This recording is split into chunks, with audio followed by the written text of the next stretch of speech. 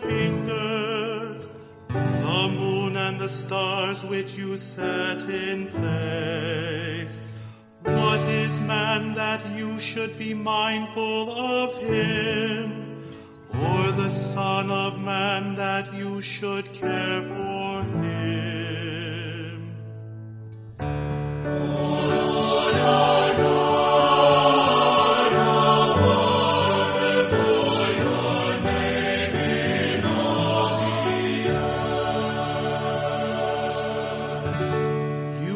Made him little less than the angels, and crowned him with glory and honor.